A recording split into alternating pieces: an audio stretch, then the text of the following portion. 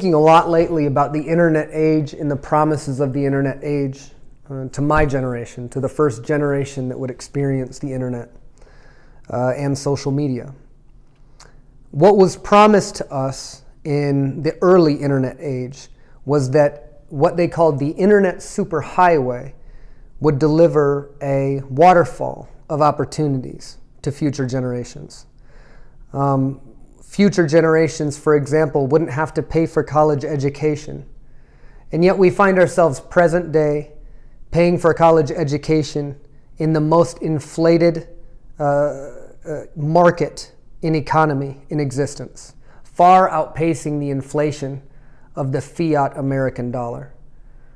How is it that in an age of information, in an age of opportunity, our young people are paying an all-time high for education? Despite the rise of college costs and inflation throughout the years, people seemingly have lost touch with logic and reason. They have been able to encapsulate themselves inside of a digital shell based on algorithms that feed them information that they're likely to adhere to and likely to identify with.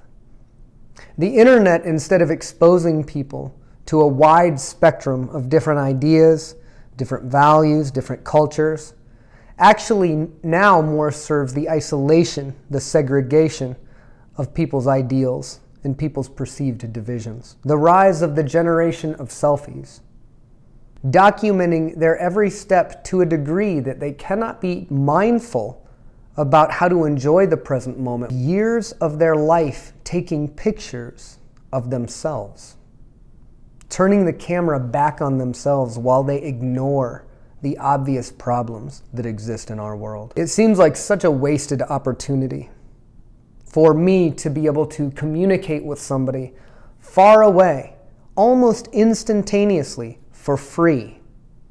And instead, I choose to focus on me. It seems as if we've regressed in our thinking.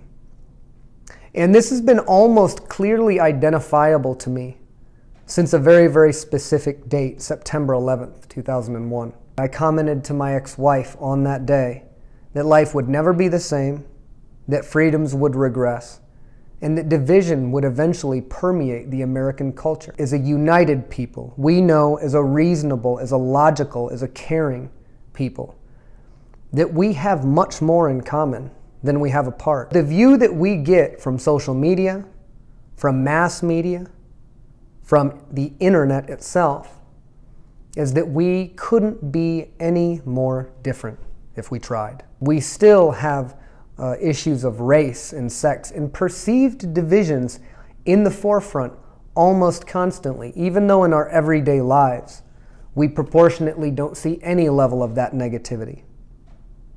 We've arrived at a place where we can admit and know that all of our politicians, to some degree, have been influenced or just flat out bought out. We are aware of lobbyism in our country. We are aware of corporate interests writing legislation and essentially owning the American people. Trillions of dollars in national debt that will riddle our children's opportunity with peril for years and years to come. We continue to print money that is labeled stimulus or quantitative easing, the printing of money that doesn't exist, the devaluing of the American dollar over time, the slow, insidious stealing of our and our children's wealth. That instead of hearing the things that my parents and other parents of my generation said, look, I just want a better life for my children, what do we hear instead? Let me take a selfie. Hold on, let's get a picture of this. Let's capture the moment. It seems like this opportunity, this internet superhighway, has been squandered. And while we've made great connections with each other because of the internet, and there's many great mediums and tools to be used, at this time in our history, it serves with the mainstream media to be one of the biggest threats to our way of life. I believe that our threat currently is not any domestic threat, not any great overriding superpower that's looking to charge our gates. We are a nuclear country. We are a world powerhouse. The weakest that we can possibly be is from the enemy that's right underneath our noses. The enemy that creeps its way into our life, consuming hours and hours and hours and hours of your and my day. We're living inside of a pseudo-reality, more divided and more polarized than ever before.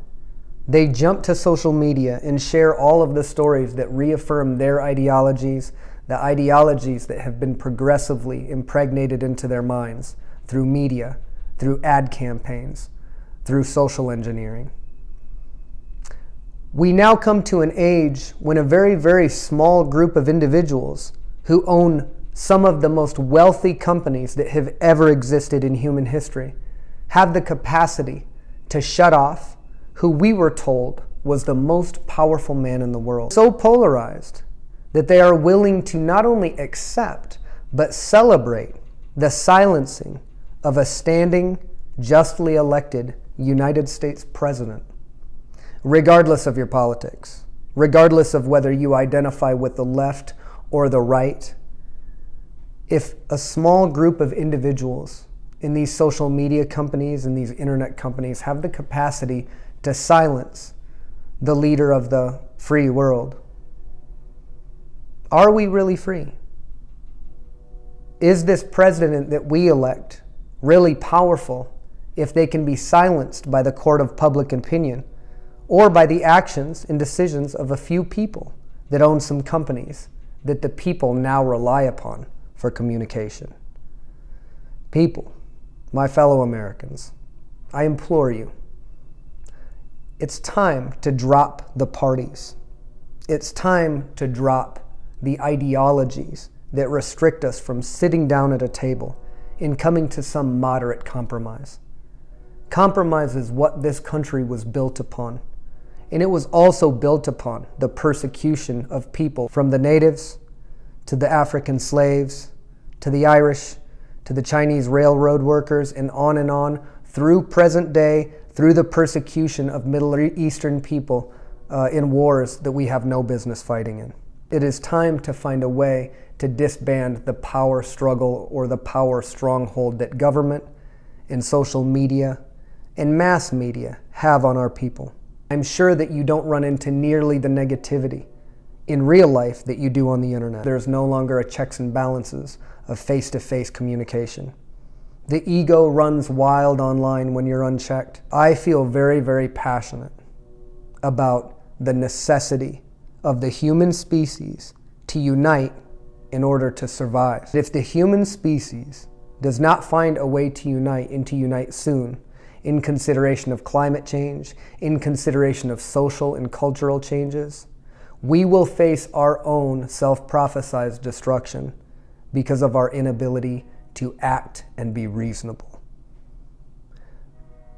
It saddens me to get to 2020 and feel shame for being an American. It saddens me to get to this state and to, instead of seeing the transcendent global shift that I expected in humanity, to see people within America more indoctrinated, more ignorant, more naive than ever before. It saddens me to see a future that I expected to be so much more diverse, so much more accepting, be so completely ripped right down the middle. It is time to leave that old way of thinking behind. It's time to stop expecting people to lead that need to read a teleprompter.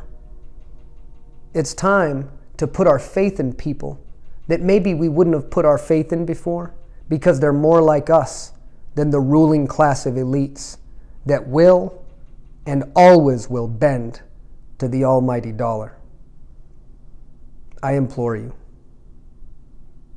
We can do this, and we can do it together. If we cannot work together and find a way to unite, we will be divided, we will be weakened, and we will be owned. We will be owned on an economic, on a financial, on a spiritual scale in a way that we may be not even able to imagine. I'll remind you of this. It's been more than a generation or two since our country has seen a major, major calamity. The Great Depression, arguably, was the last time when America really had to struggle through truly hard times.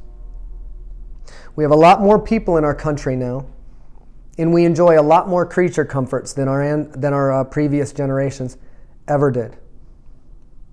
Please don't be so naive as to think that there is no consequences for our action. Please don't be so naive to assume that because it hasn't happened in your lifetime or even your parents' lifetime, that it won't happen now. To do so is to not be vigilant. To do so is to disrespect and spit in the face of dead soldiers who took their last breath knowing it was for your ability to disagree.